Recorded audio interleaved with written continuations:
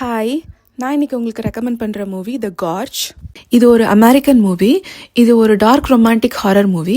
யூஸ்வலாக பார்க்குற மூவிஸ் இல்லாமல் டிஃப்ரெண்ட்டான ஒரு super natural romantic horror movie பார்க்கணும் அப்படின்னு சொல்லி நீங்கள் நினச்சிங்கன்னா இது 100% நீங்கள் பார்க்கணும். இதோட ஸ்டோரி லைன் பார்த்தீங்கன்னா ஒரு 2 கண்ட்ரிலேருந்து அவங்களோட ஹைலி ட்ரெயின்டு எலீட் ஸ்னைப்பர்ஸை வந்துட்டு அவங்க வந்து ரெக்ரூட் பண்ணியிருப்பாங்க.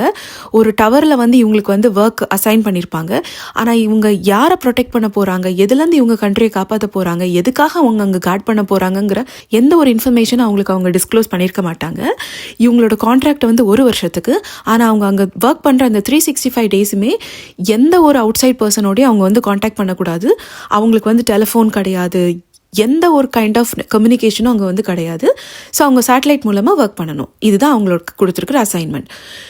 ஸோ இதில் வந்து 2 பேர், ஒரு டவரில் வந்து லீவி அப்படிங்கிறவங்களும் இன்னொரு டவரில் டார்ஷா அப்படிங்கிறவங்களும் ஆப்போசிட் கண்ட்ரியை வந்து அவங்க கார்ட் பண்ணிட்டு இருப்பாங்க. ஆனால் இவங்க யாரை கார்ட் பண்ணுறாங்கங்கிற சுத்தமாக க்ளூலெஸ்ஸாக அவங்க வந்து இருப்பாங்க. ஸோ இவங்க 2 பேருக்குள்ளால் எப்படி வந்துட்டு ஒரு ரொமான்டிக் ஒரு சுச்சுவேஷன் க்ரியேட் ஆகுது, இவங்க 2 பேரும் எந்த மாதிரி அதை ஃபர்தராக எடுத்துகிட்டு போகிறாங்க, எந்த மாதிரி சேலஞ்சஸ் அவங்க வந்து கோத்ரூ பண்ணுறாங்க, இது வந்து எந்த ரிலேட்டடான மூவி, லைக் வந்து மான்ஸ்டர் இருக்கா, ஏலியன்ஸ் இருக்காங்களா, என்னது அப்படிங்கிறது வந்துட்டு நீங்கள் இந்த மூவியை பார்த்தா தான் தெரியும். இது ரொம்பவே டிஃப்ரெண்ட்டாக இருக்கும், பார்க்குறதுக்கு ரொம்ப நல்லாயிருக்கும். So if you are a super natural movie lover இது வந்து கண்டிப்பாக மிஸ் பண்ணாமல் பாருங்கள். So yeah, take care everyone, by.